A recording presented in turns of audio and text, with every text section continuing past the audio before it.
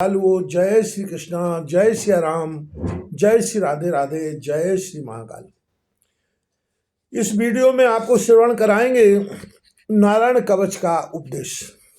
राजा परीक्षित ने पूछा, भगवान देवराज इंद्र ने जिससे सुरक्षित होकर शत्रुओं की चतुरंगी सेना को खेल खेल में ही अनायास ही जीत कर त्रिलोकी की राजलक्ष्मी का उपभोग किया, आप उस नारायण कवच को मुझे सुनाइए और यह भी बतलाइए कि उन्होंने उससे सुरक्षित होकर रणभूमि में किस प्रकार आक्रमणकारी शत्रुओं पर विजय प्राप्त की।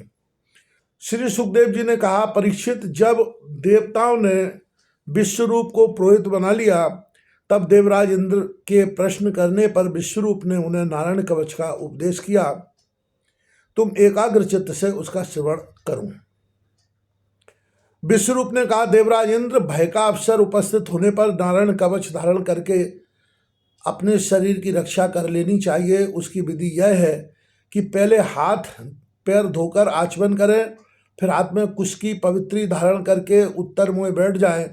इसके बाद कवच धारण पर्यंत और कुछ न बोलने का निश्चय करके पवित्रता से ओम नमो नारायणाय और ओम नमो भगवते वासुदेवाय इन मंत्रों के द्वारा हृदयादि अंगन्यास तथा अंगुष्ठादि करन्यास करें। पहले ओम नमो नारायण इस अष्टाक्षर मंत्र के ओम आदि 8 अक्षरों का क्रमशः पैरों, घुटनों, जांघों, पेट, हृदय, बक्षस्थल, मुख और सिर में न्यास करें, अथवा पूर्वोक्त मंत्र के मकार से लेकर ओमकार पर्यंत 8 अक्षरों का सिर से आरंभ करके उन्हीं 8 अंगों में विपरीत क्रम से न्यास करें। तदनंतर ओम नमो भगवते वासुदेवाय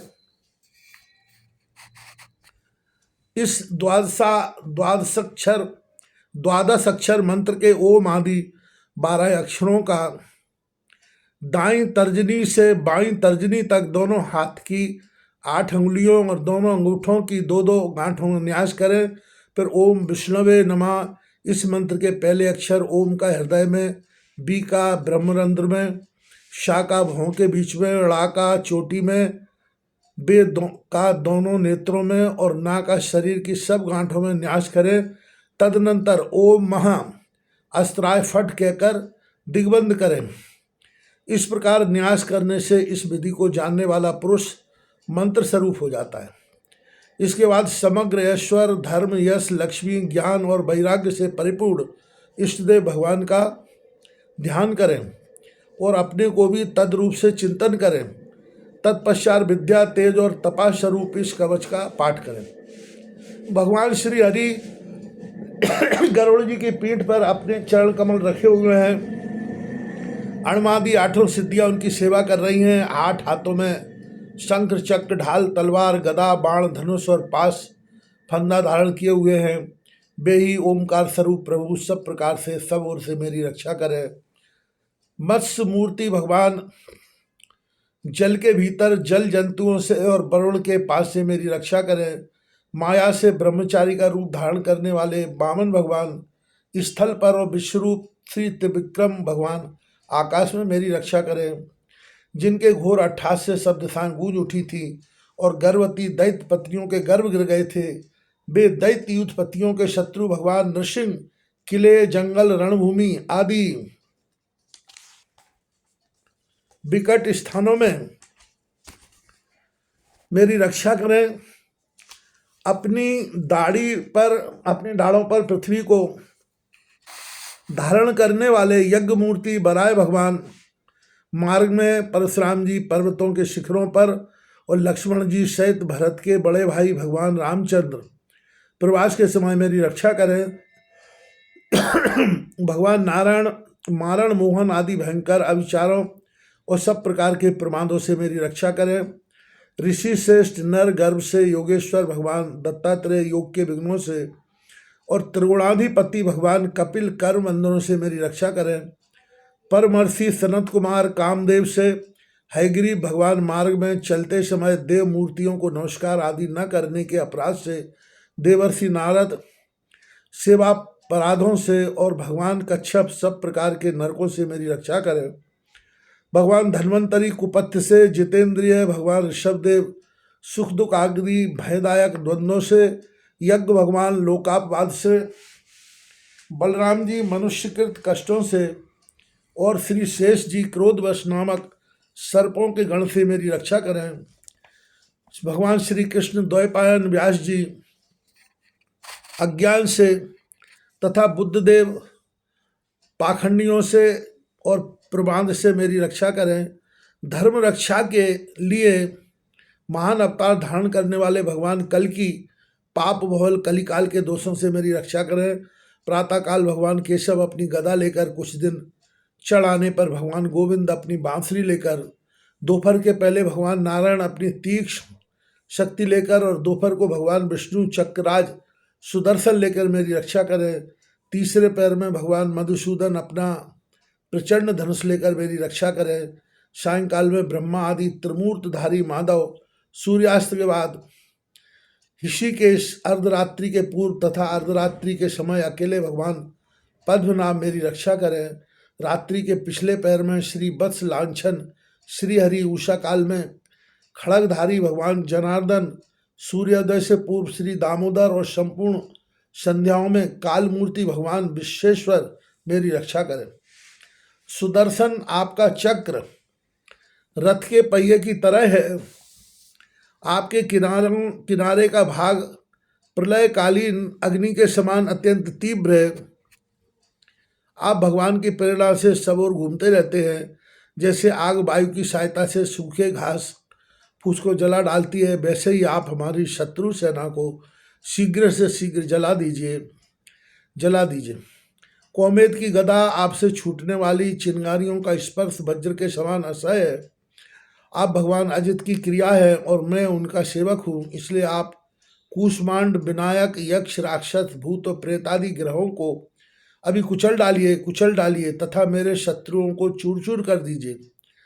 शंख श्रेष्ठ, आप भगवान श्री कृष्ण के फूंकने से भयंकर शब्द करके मेरे शत्रुओं का दिल दहला दीजिए एवं यातुधान, प्रमथ, प्रेत, मातृका, पिशाच तथा ब्रह्म राक्षस आदि भयावने प्राणियों को यहाँ से झटपट भगा दीजिए। भगवान की प्यारी तलवार, आपकी धार बहुत तीक्ष्ण है। आप भगवान की प्रेरणा से मेरे शत्रुओं को छिन्न भिन्न कर दीजिए। भगवान की प्यारी ढाल, आप में सैकड़ों चंद्राकार मंडल हैं। आप पाप दृष्टि पापात्मा शत्रुओं की आंखें बंद कर दीजिए और उन्हें सदा के लिए अंधा बना दीजिए। सूर्य आदि ग्रह, धूमकेतु, पुच्छल तारे आदि केतु, दुष्ट मनुष्य, सर्प आदि रेंगने वाले जंतु, दाढ़ों वाले हिंसक पशु, भूत प्रेत आदि तथा पापी प्राणियों से हमें जो जो भय हों और जो जो हमारे मंगल के विरोधी हों, वे सभी भगवान के नाम रूप तथा आयुधों का कीर्तन करने से तत्काल नष्ट हो जाएं। बृहद, रथंतर आदि शाम वेदीय स्तोत्रों से जिनकी स्तुति की जाती है, वे मूर्ति भगवान गरुड़ और विश्वक्सेन जी अपने नामोच्चारण के प्रभाव से हमें सब प्रकार की विपत्तियों से बचाएं। श्री हरि के नाम रूप वाहन, आयुध और श्रेष्ठ पार्षद हमारी बुद्धि, इंद्रिय, मन और प्राणों को सब प्रकार की आपत्तियों से बचाए। जितना भी कार अथवा कारण रूप जगत है वह वास्तव में भगवान ही है। इस सत्य के प्रभाव से हमारे सारे उपद्रव नष्ट हो जाए। जो लोग ब्रह्म और आत्मा की एकता का अनुभव कर चुके हैं, उनकी दृष्टि में भगवान का स्वरूप समस्त विकल्पों भेदों से रहित है। फिर भी वे अपनी माया शक्ति के द्वारा भूषण, आयुध और रूप नामक शक्तियों को धारण करते हैं। यह बात निश्चित रूप से सत्य है। इस कारण सर्वज्ञ सर्वव्यापक भगवान श्री हरि सदा सर्वत्र सब स्वरूपों से हमारी रक्षा करें। जो अपने भयंकर अट्ठास से सब लोगों के भय को भगा देते हैं और अपने तेज से सबका तेज ग्रस लेते हैं, वे भगवान नरसिंह दिशा विदिशा में नीचे ऊपर बाहर भीतर सब और हमारी रक्षा करें। देवराज इंद्र, मैंने तुम्हें यह नारायण कवच सुना दिया। इस कवच से तुम अपने को सुरक्षित कर लो, बस फिर तुम अनायासी सब दैत्य युद्धपतियों को जीत लोगे। इस नारायण कवच को धारण करने वाला पुरुष जिसको भी अपने नेत्रों से देख लेता है अथवा पैर से छू देता है, वह तत्काल समस्त भयों से मुक्त हो जाता है। जो इस वैष्णवी विद्या को धारण कर लेता है उसे राजा, डाकू, प्रेत, पिशाच आदि और बाघ आदि हिंसक जीवों से कभी किसी प्रकार का भय नहीं होता।